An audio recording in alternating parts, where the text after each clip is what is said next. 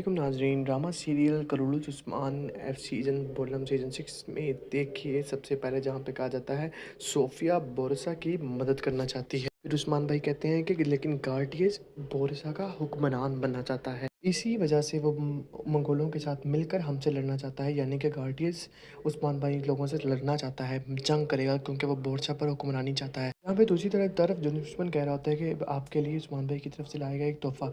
बाकी जिस पर उनका हुक्मरान कहता है कि मेरे लिए उस्मान का एक बेटा और बेटी काफ़ी है, जो उनके पास इस टाइम कैद में मौजूद है, यानी कि अलाउद्दीन और दूसरी ना खातून के बारे में बात कर रहे हैं। दूसरी तरफ हम लोग ये जानते हैं कि जब वहाँ पे कहा जाता है कि हमें इस खातून की ज़रूरत नहीं, इसकी सांसें काट दो, तो उसको बचाने कौन आता है? उसको बचाना आता है इसमें जोधा कहता है कि उस्मान के शिकारी मेरे शिकार हो गए।